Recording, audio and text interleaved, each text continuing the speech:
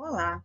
Nesta oportunidade, eu vou trabalhar com vocês um procedimento muito útil no estudo dos textos, a identificação de palavras-chave e de ideias-chave. Vamos ver como isso pode ser feito?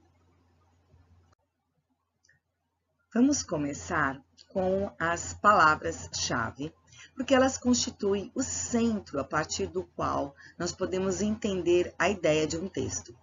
Lembrando que essas palavras-chave podem ser repetidas, reformuladas, retomadas continuamente, e isso já nos serve como uma dica de qual é a palavra-chave daquele trecho que está sendo lido. Vamos fazer a atividade a partir do texto escrito pelo psicólogo Alberoni. E eu vou ler para vocês para que nós possamos acompanhar junto as ideias que são apresentadas. Ninguém se namora se está, mesmo parcialmente, satisfeito com o que tem e com o que é. O enamoramento surge da sobrecarga depressiva, isto é, da impossibilidade de encontrar alguma coisa de valor na vida cotidiana. O sintoma da predisposição para o enamoramento não é o desejo consciente de se apaixonar, enamorar, uma forte intenção de enriquecer o existente, mas o sentimento profundo de não ser e não ter nada de valor e a vergonha de não tê-lo. Esse é o primeiro sinal de preparação para o enamoramento, o sentimento de nulidade e a vergonha da própria nulidade. Por essa razão, o enamoramento é mais frequente entre os jovens, pois estes estão profundamente inseguros, não têm certeza de seu valor e muitas vezes se envergonham de si mesmos. E o mesmo é válido em outras idades da vida, quando se perde algo do nosso ser, no final da juventude ou quando começa a velhice. Perde-se irreparavelmente algo de si. Fica-se privado de valores, degradado no confronto com o que se foi. Não é a nostalgia de um amor que nos faz enamorar-se, mas a certeza de que nada temos a perder, transformando-nos naquilo em que nos transformamos. É a perspectiva de ter o nada pela frente. Somente então se estabelece dentro de nós a disposição para o diferente e para o risco. A propensão de nos lançarmos no tudo ou nada, que aqueles que de alguma forma estão satisfeitos com o próprio ser não poderão experimentar. Nós pudemos perceber que a palavra enamoramento aparece 4 vezes, bem como o verbo relacionado a esse substantivo, enamorar-se, que aparece 3 vezes. Essa repetição nos orienta a perceber qual é a palavra-chave. Vejam que enamoramento foi associado por Alberoni ao sentimento de nulidade e às 2 fases da vida, juventude e velhice. Isso nos possibilita, então, construir 3 ideias centrais que veremos a seguir. Vejamos inicialmente as 2 primeiras ideias. A primeira diz respeito ao surgimento do enamoramento, as causas, por que acontece o enamoramento. Isso nos é apresentado pelo autor em associação a um sentimento de sobrecarga depressiva, o que costuma não ser muito comum.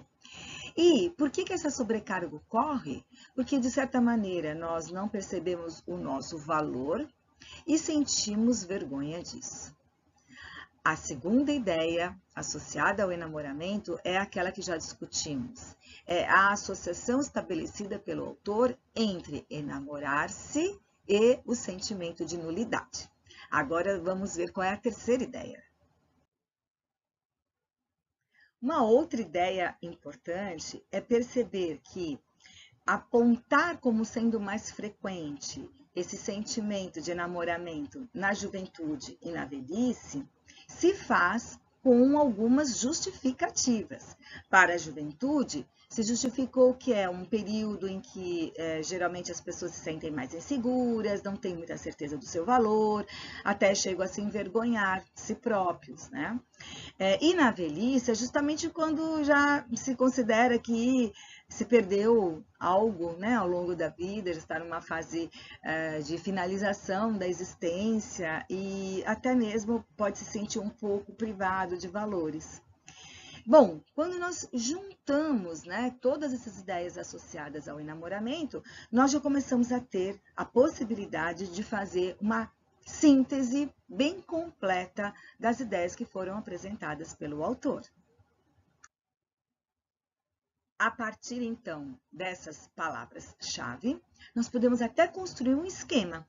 O enamoramento ocorre principalmente na juventude e na velhice, porque são os dois períodos da vida em que a observação do nada pela frente se faz mais forte, e isso nos dá disposição para ser diferente, para tentar sentir novos sentimentos por novas pessoas. Então, isso nos faz nos entregarmos ao enamoramento. Veja que a gente consegue completar, né, o cerne, o centro, né, das ideias apresentadas pelo autor em um esquema bem sintético, que nos ajuda a guardar com mais facilmente as ideias centrais que foram trabalhadas.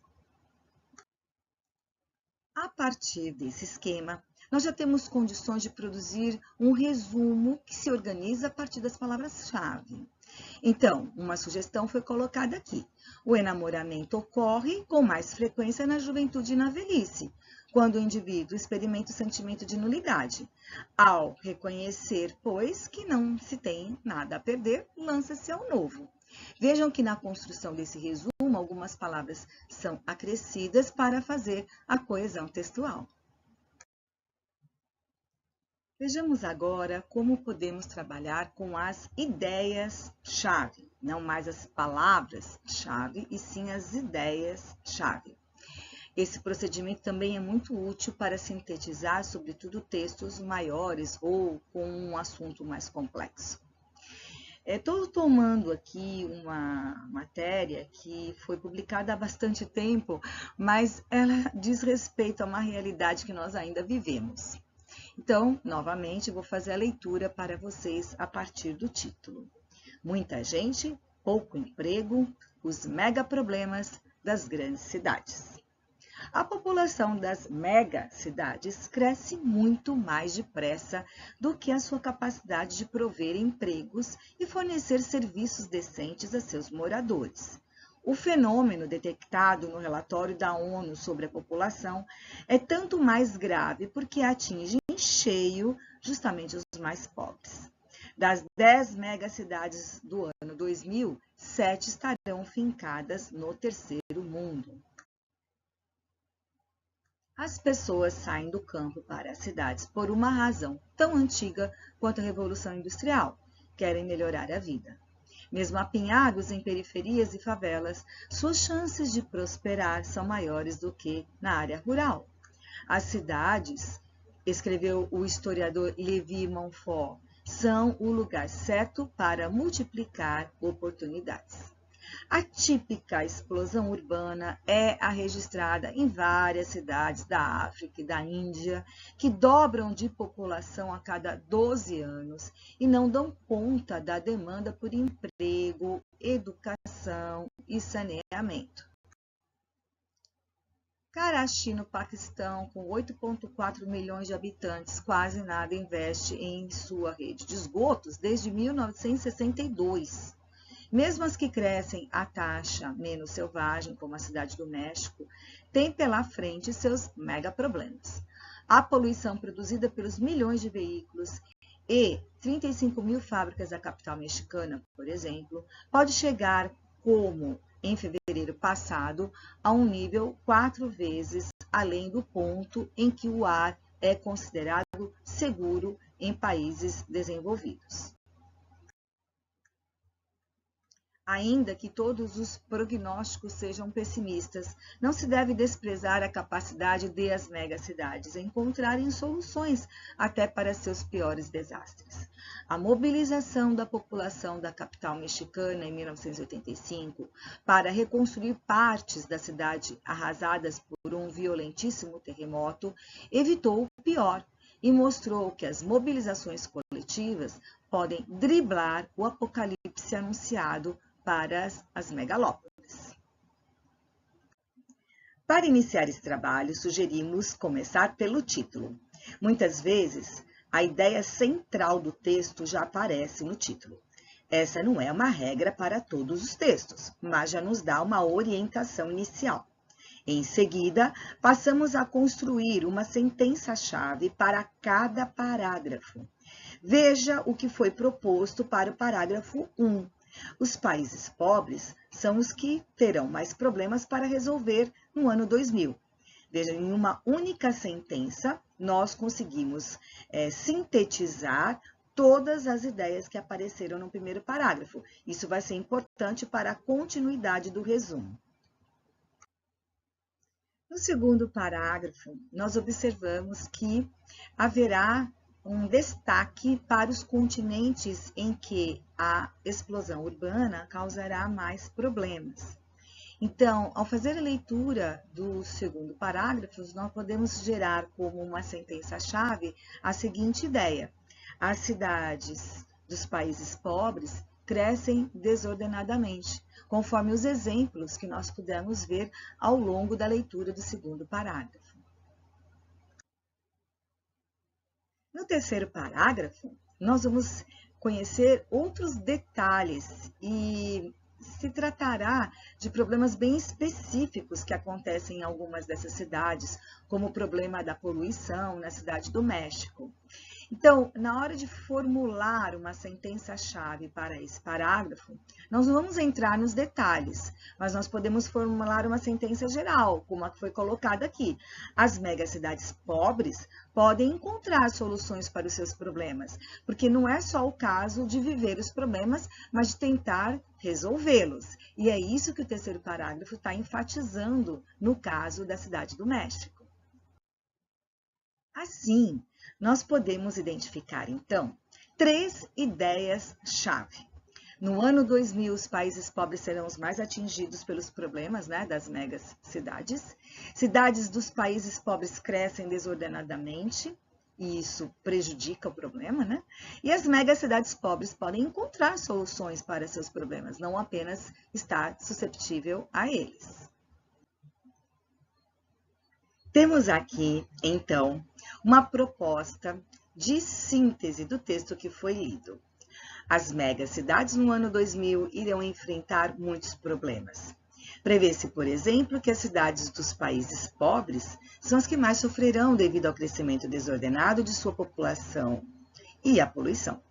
Mas isso não significa o caos absoluto, pois essas metrópoles do terceiro mundo têm capacidade para resolver esses e outros problemas.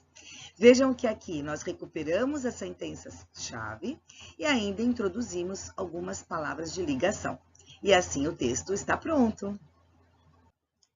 Esse trabalho foi organizado a partir do livro Roteiro de Redação, uma obra muito interessante que eu recomendo a vocês, e que tem entre seus autores a professora Denise Porto Cardoso, que é aposentada da UFES.